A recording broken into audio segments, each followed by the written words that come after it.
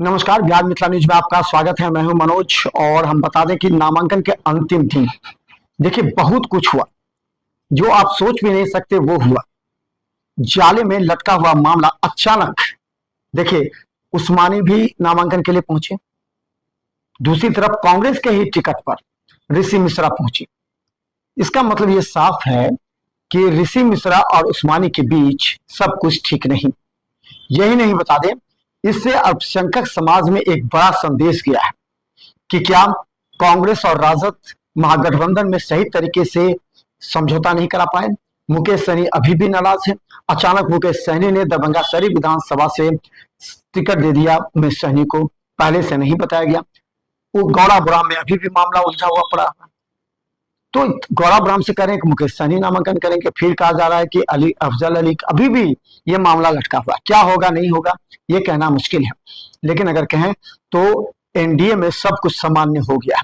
अमित शाह जिस तरह चाणक्य नीति अपनाते हैं उसी की तरह सभी जो विरोधी थे सभी मिल गए एक साथ। तो हम बता दें कि एनडीए अब एक हुआ, लेकिन महागठबंधन में अभी भी गुस्सा लोगों में है, जिसे शांत कराना महागठबंधन की बस की बात अब नहीं लग रही। वही हम बता दें आज ही तमाम प्रयासों के बीच दरभंगा के बहादुरपुर से विधानसभा से भोला यादव ने नामांकन किया। भोला यादव ने नामांकन के बाद कहा कि महागठबंधन का जो उद्देश्य है, तेजस्वी यादव का जो सोच है जनहित में रोजगार, इसके अलावा शिक्षा, फिर उन्होंने कहा कि माँ बहन मान योजना, तमाम बातें ऐसी होंगी जिससे पूरे बहादुरपुर में विकास होगा। इस मौके पर केवटी के प्रत्याशी फराज फातमी भी मौजूद थे। देखिए क्या कहते हैं। देखिए, बहादुरपुर की महान जनता ने जिस विश्वास के साथ मुझे चुनाव लड़ने के लिए प्रेरित किया, क्योंकि 5 साल हम यहाँ रहे थे और वो 5 साल जो था बहादुरपुर का स्वर्णिम 5 साल था। और हमारे जो वर्तमान विधायक हैं वो मंत्री भी हैं, लेकिन कहते हैं कि मैं ऐसा मंत्री हूँ जिस मंत्री का एक चपरासी भी नहीं सुनता। तो मैं ये आप लोगों को आपके चैनल के माध्यम से अपने आम जनता को आश्वस्त करना चाहते हैं, जो आप जिस तरह से 5 साल में शिक्षा के क्षेत्र में, आवागमन के क्षेत्र में, सुरक्षा के क्षेत्र में और स्वास्थ्य के क्षेत्र में अप्रत्याशित सुधार पाया।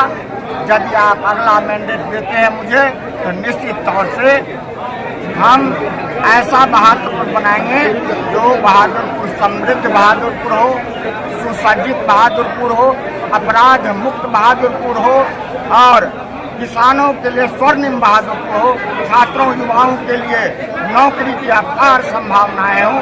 ऐसा बहादुरपुर का निर्माण करना चाहते हैं। इसके लिए मैं जनता मालिकों को अपील करते हैं जो भारी मतों से विजयी मुझे जो जन समर्थन देख रहे हैं, सबसे पहले मैं भोला जी को अपनी तरफ से, परिवार की तरफ से, जो उन्होंने मेरे गांव से भी है, मेरे इलाके से हैं, उन्होंने अपना नॉमिनेशन फाइल किया है। मैं सर्वप्रथम उनको ढेर सारी शुभकामनाएं देता हूं।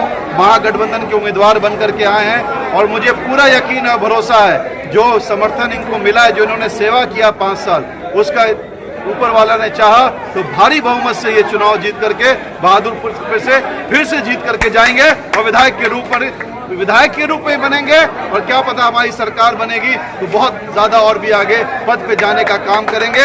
हमारी पूरी दुआ है और हमारी पूरे परिवार की तरफ से इनको शुभकामनाएं।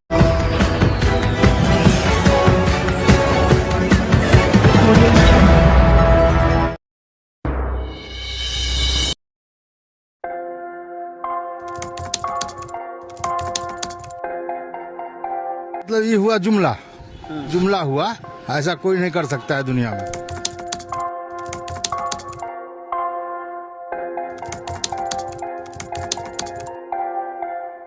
वोट बैंक के लिए तो कोई कुछ कर सकता है।